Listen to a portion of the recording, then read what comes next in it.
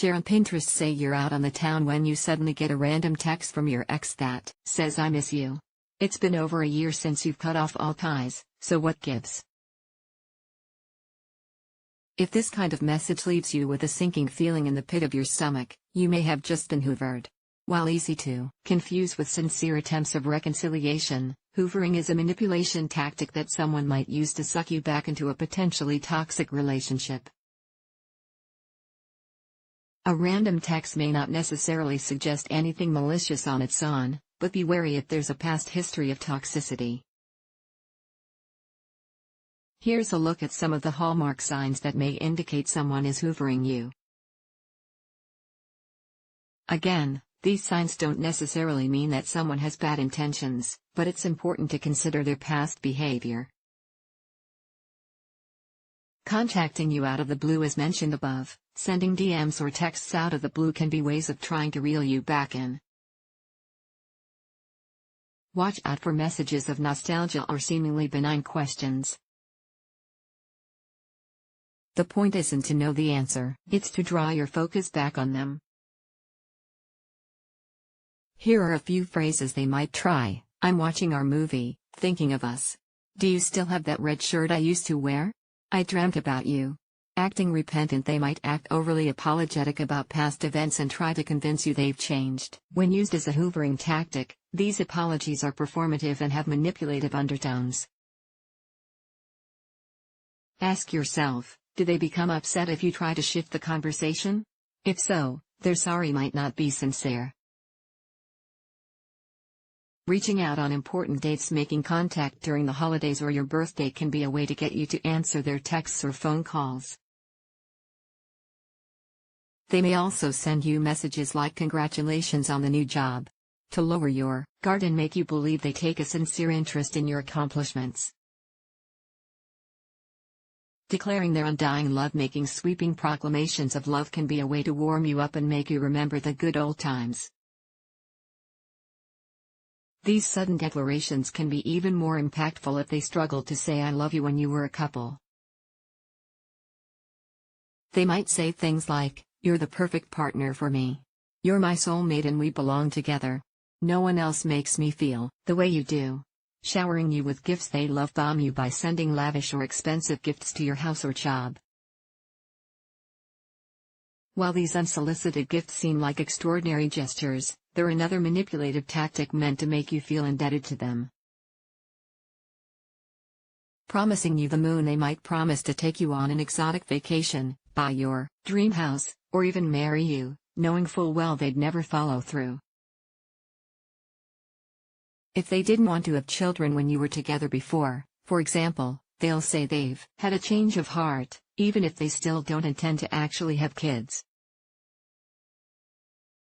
Using other people to get to you. Beware of the hoover by proxy, which can happen when your ex plays the victim and tries to get other people to reach out to you on their behalf.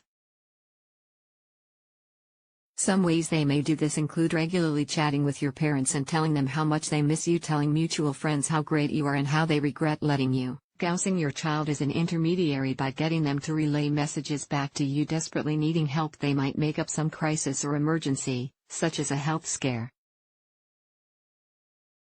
Or they might try to pull at your heartstrings by saying they've had a death in the family. The point is to engage your attention by dramatically making you worry.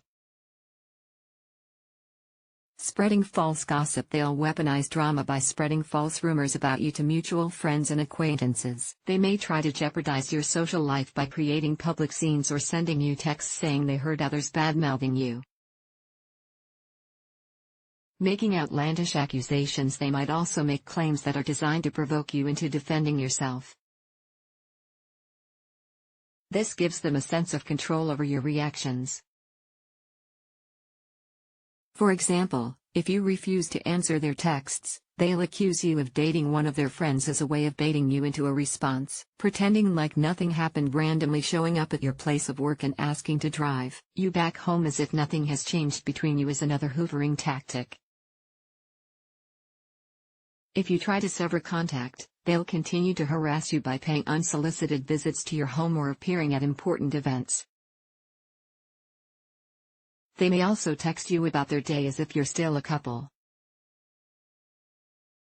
Threatening to hurt themselves. Some of the biggest signs of hoovering are threats of self-harm. A manipulative ex will attempt to force you to respond by saying they're going to hurt themselves unless you answer their texts or calls. They may even threaten to kill themselves. If you think they're in immediate danger, you can call your local emergency services number. The bottom line: it might look harmless on the surface, but hoovering is a pernicious behavior that can quickly escalate to more dangerous territory.